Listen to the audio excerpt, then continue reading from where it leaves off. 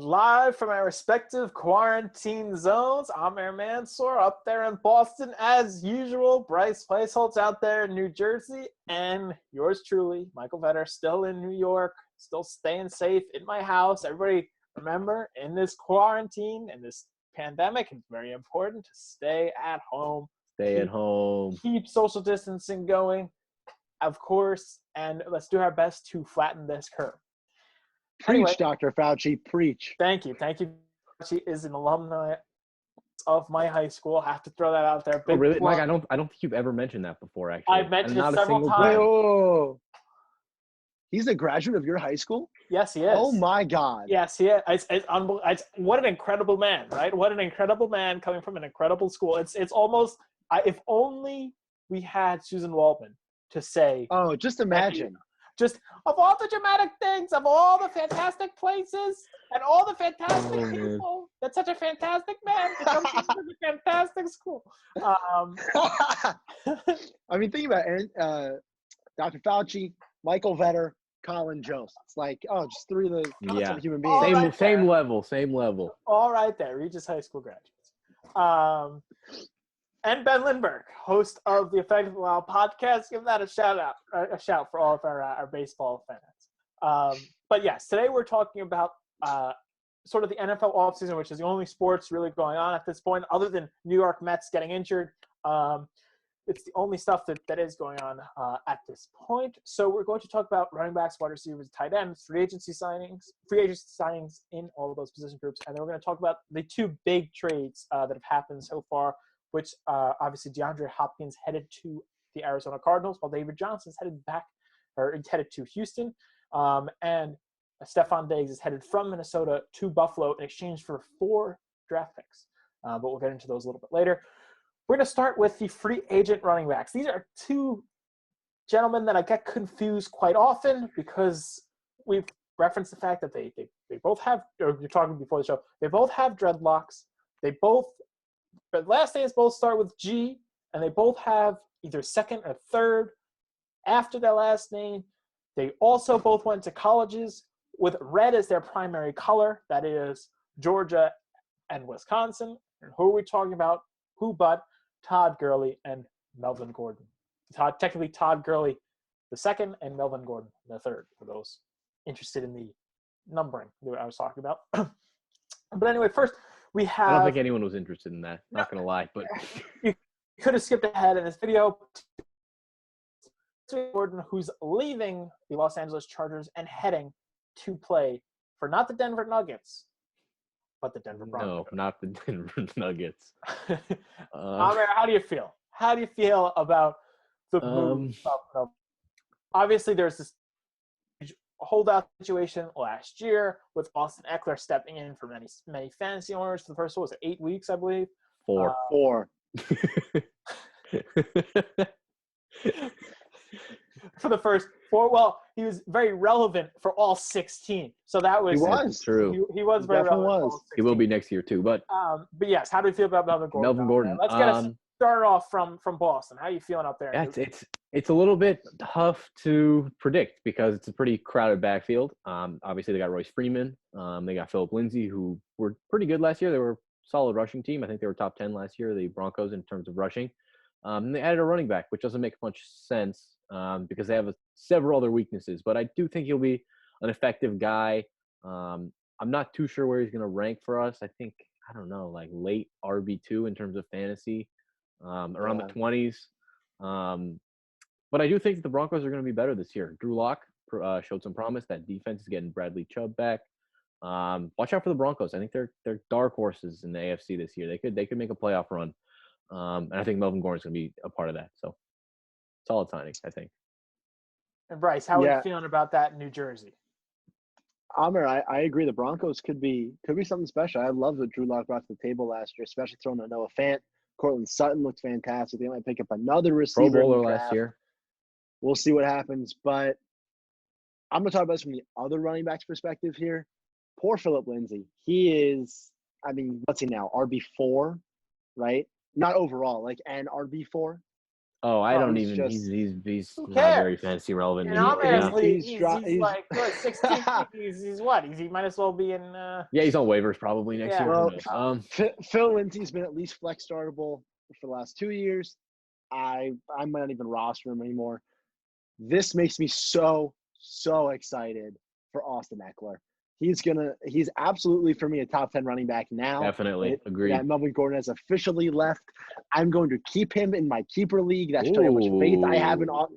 My team is garbage. That's why I'm keeping Austin Eckler. He showed that he can do it and be a lead back. Can he do it for all 16 games? We're not sure. Yep. I think he can. Justin Jackson's also there to take some of the load away. Melvin Gordon signing away is maybe the best thing to ever happen. Definitely the best thing to ever happen for Austin Eckler's career. But unfortunately, probably the worst thing to happen for Philip Lindsay's career. Melvin Gordon himself, though, he'll be fine. He'll be, like you said, Amir, a mid to low end RB2.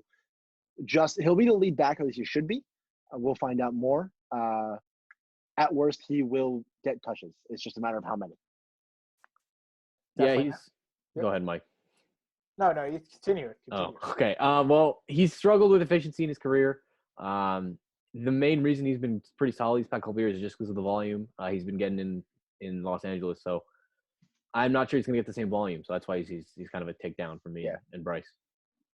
Yeah, definitely. I totally agree. And now we're going to head down to the ex-Georgia running back who's actually headed back to Atlanta, Todd Gurley. How do we feel? Obviously headed back to Atlanta in a much different capacity. He's still got the injury concerns. He will always carry the injury concerns. Word came out from Atlanta camp. The knees are worse than they thought they were. So we'll see what that means. Devontae Freeman's still a free agent. They could, in theory, bring him back. They did cut him. But, I mean, you never know. I don't think they will.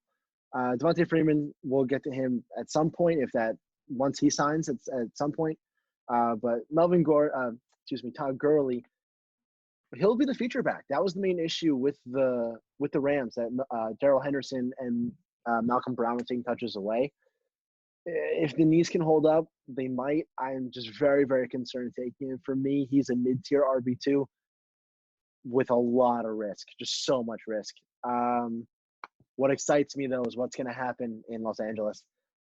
Darrell Henderson gets all the hype. Malcolm Brown and more touches. We'll see if one separates from the pack. If one does separate from the pack, top 15 running back, I think.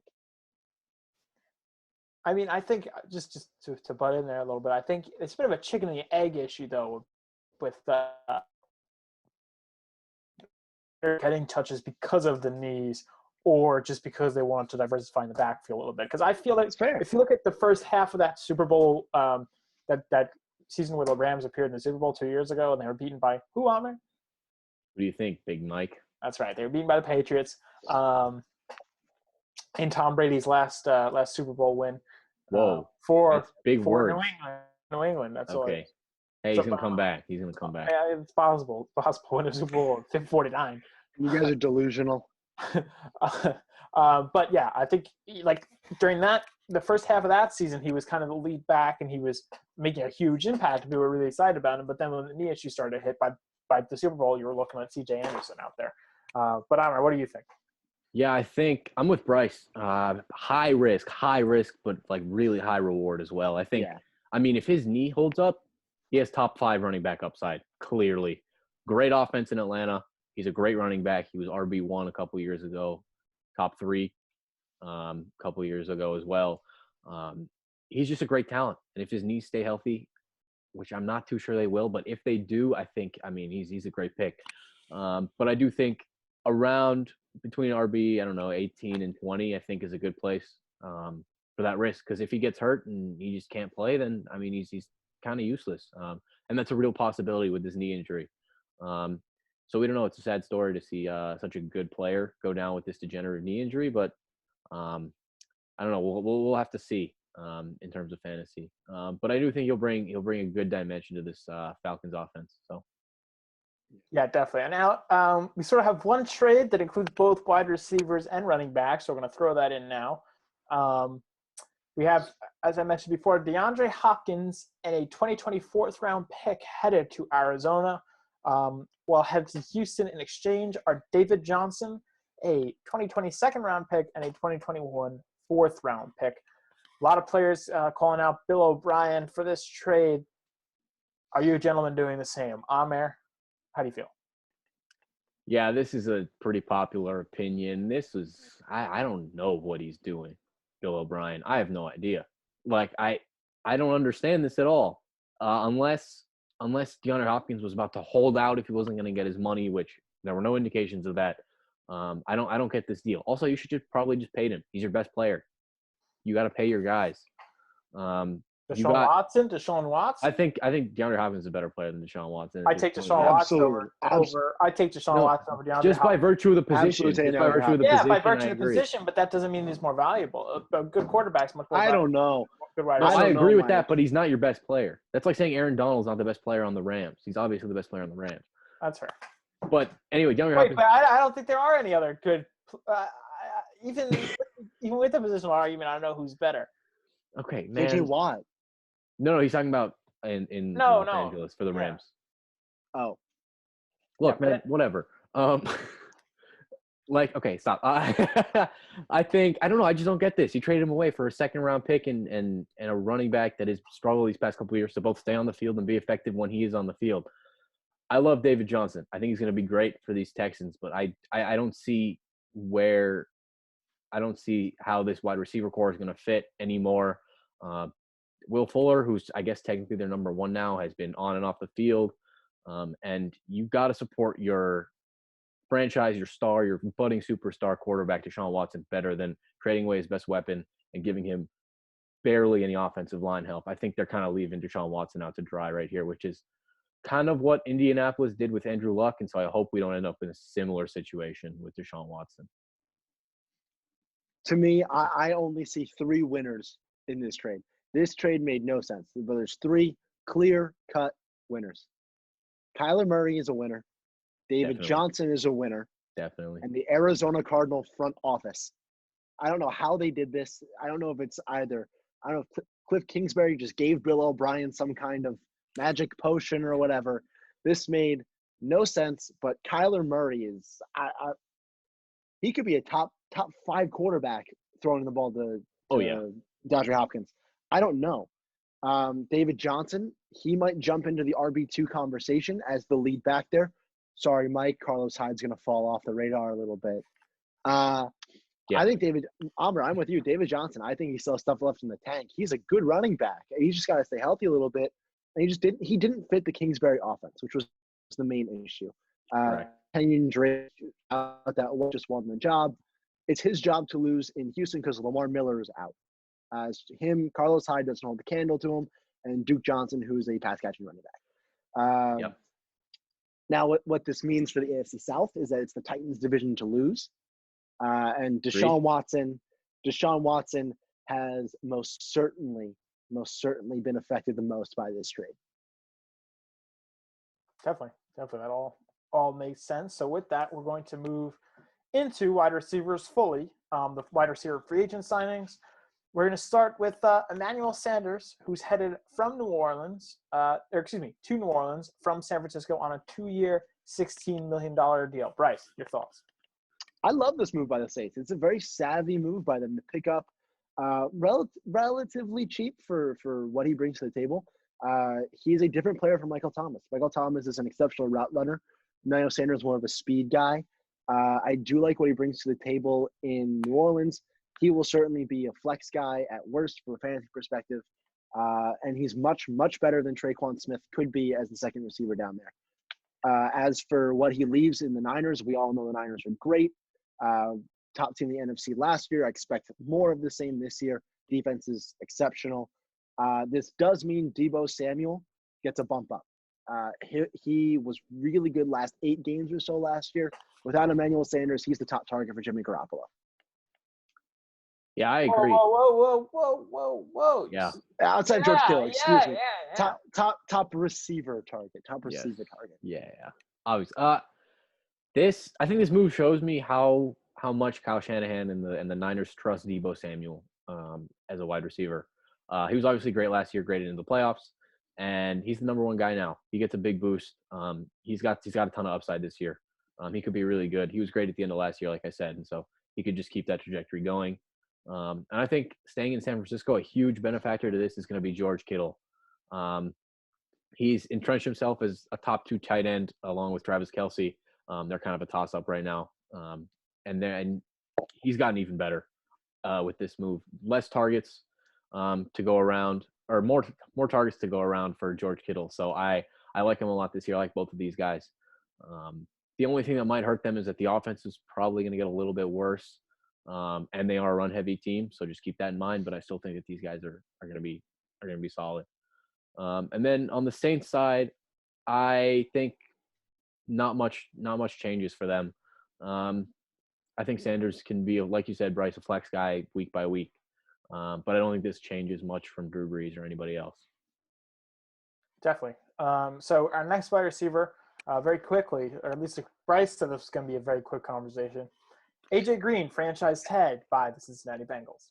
Bryce, you said it was going to be quick. You started off. It is. It's open and shut. The question was, are they going to bring him back on the tag? They did. We don't know who's throwing the ball to him. It's going to be Joe Burrow. It's an interesting time to be AJ Green. He's got injury risk, but he's playing with probably the best quarterback he's ever played with in his career, and that's before he's even been drafted. So we'll see what happens. I would recommend looking at him if he's there with value. Does carry some risk, but absolutely worth a reward. Yeah, this guy's got monster upside. If Joe Burrow is as good as we thought and as good as he was in college, he's not going to be as good. But if he keeps that trajectory going into the NFL, AJ Green's clearly the number one, and he's gonna be really good. He's an amazing wide receiver. His stats over the past 5 years are actually, if you count them all up, his counting numbers better than DeAndre Hopkins these past several years. So his career has been great so far, and he just needs a good quarterback. And I think Joe Burrow is going to give that to him. So I think AJ Green, if he stays on the field, top tier wide receiver next year. So let's just talk just from a football perspective. Given the injury risk, is he actually worth the amount of money he's getting a tag? I think so, from a Bengals standpoint. On any other team, probably not. But the Bengals aren't going to attract very many free agents. They're a very conservative front office. That's historically they do that a lot. They only start implementing advanced stats like 2 years ago. For what the Bengals do, you're paying to give Joe Burrow an elite target when he immediately steps in. And I think that's worth the money for one season. It's not going to change what's going to happen with the Bengals this year. They're not going to be a good team. We all know that. But you're helping Joe Burrow along, who's going to hopefully be the face of your franchise for 20 years. Yeah, I agree with that. I think on any other team, this doesn't make much sense. Injury risk. He wouldn't get this kind of money anywhere else. Franchise tag is top money for the position. And AJ Green, although he's really talented, like we said, he's got the injury risk.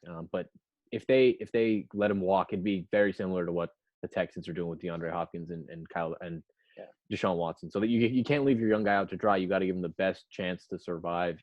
First couple of years are always the hardest. So I think this gives him a good chance, especially with Tyler Boyd there and Joe Mixon. They'll have actually a pretty solid, pretty talented offense in Cincinnati. So then next wide receiver, we've talked about a cowboy on the last episode with Dak Prescott, but now we're going to talk about a cowboy in a very different element. Amari Cooper, who was signed to a 5-year, $100 million deal. A lot of money.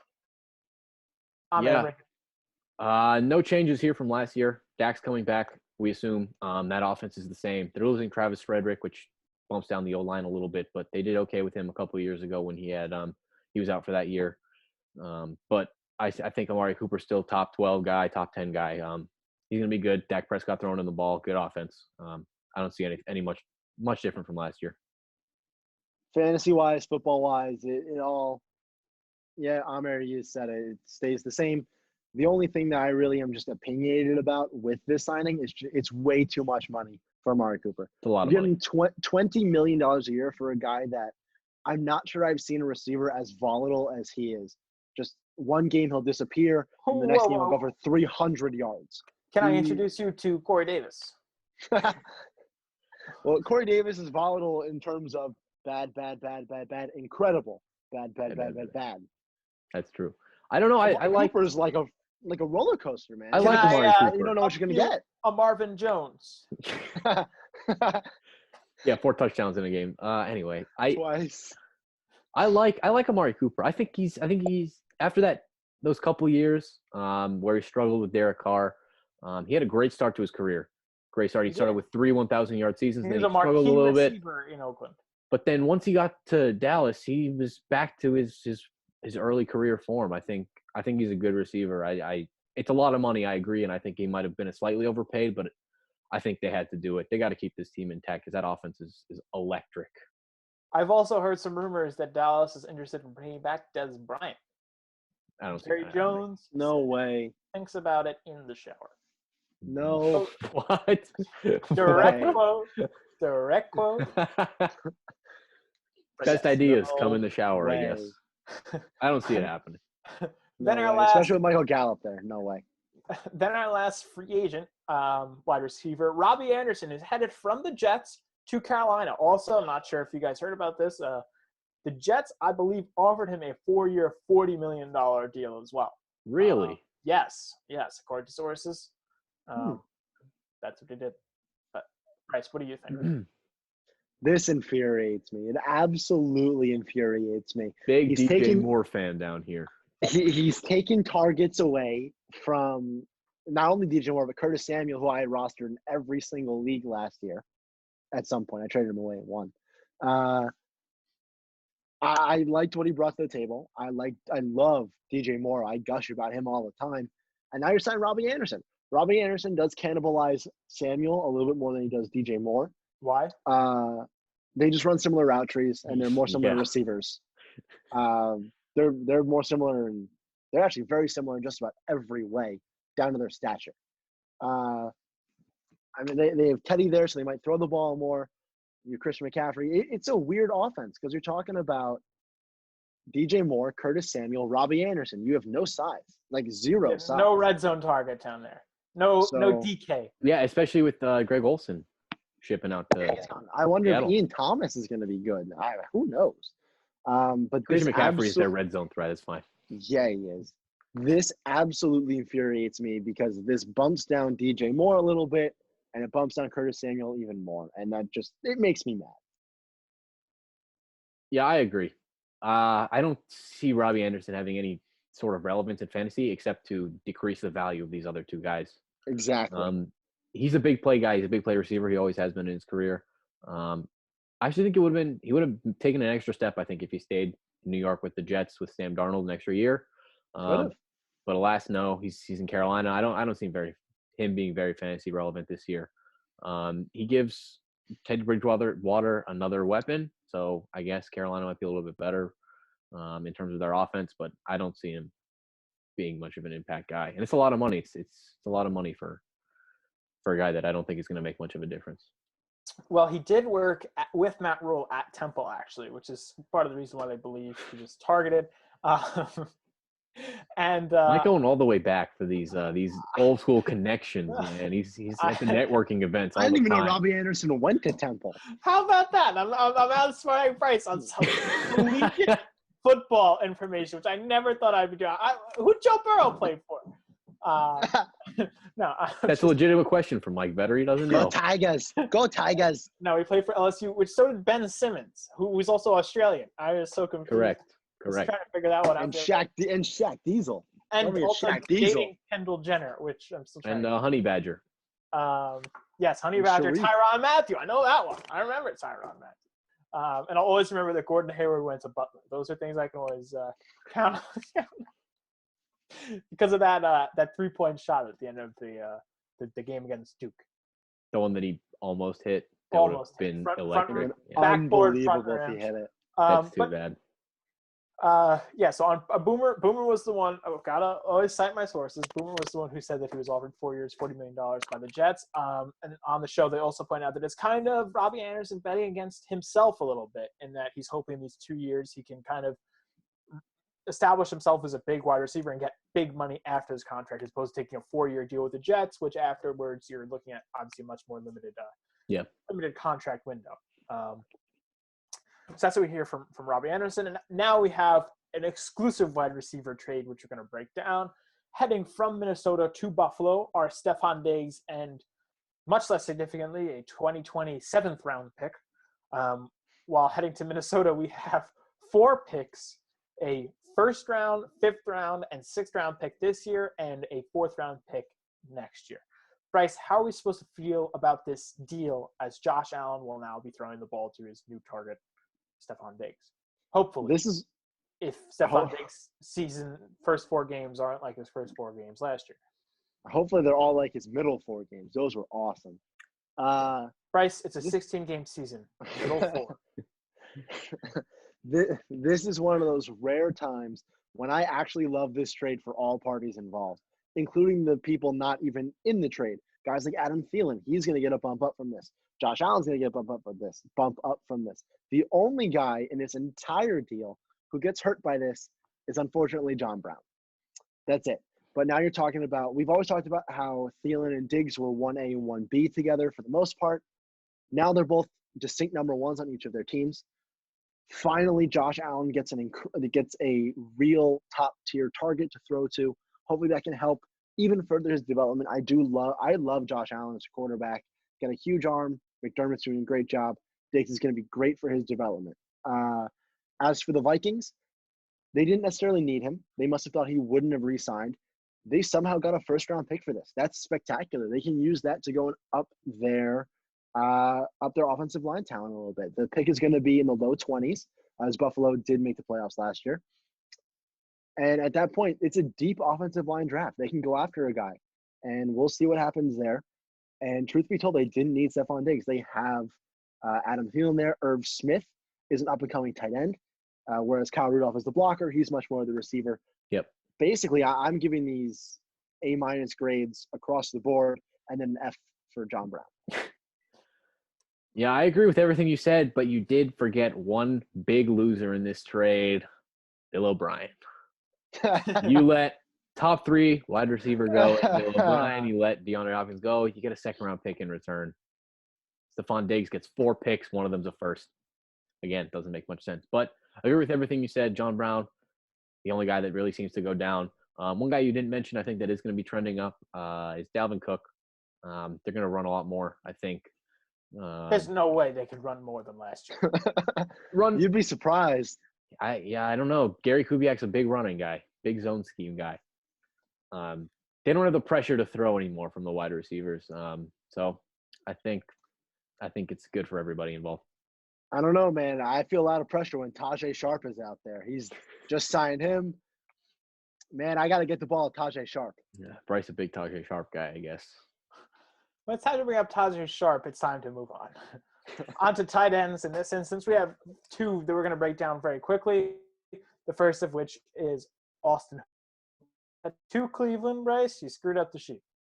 Did I? He is going to Cleveland. He's going to Cleveland.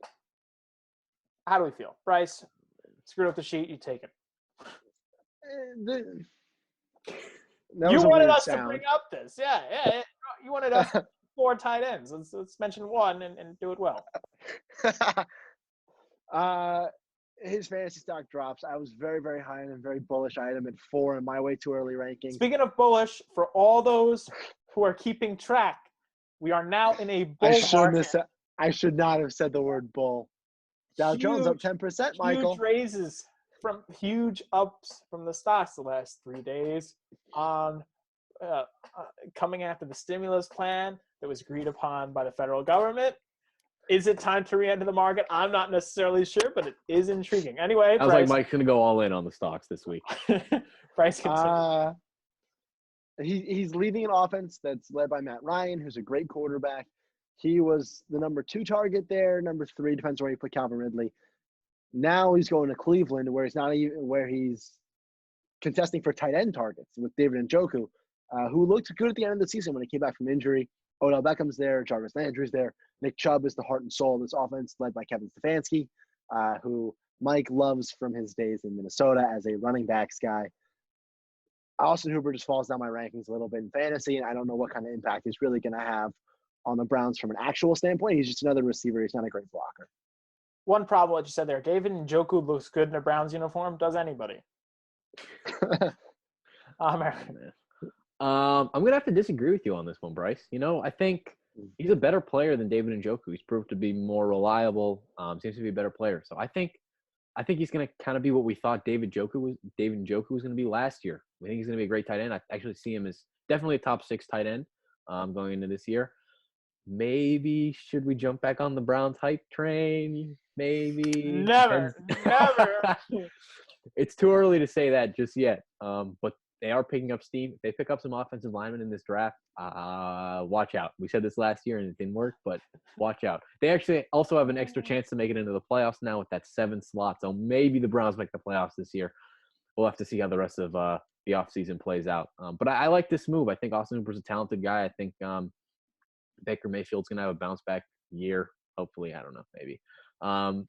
And yeah, I don't hate this move. I think he drops a little bit down from that upper tier that we thought he might have been on with Matt Ryan and the Falcons, but I think still top 6 definitely for me. I was going to say, if you compare the Browns to a vehicle, the best thing is probably the trolley, because you have a trolley problem. Whose career are they going to derail next? Oh man! Last year was Freddie. Freddie, the Steelers started in Kitchens.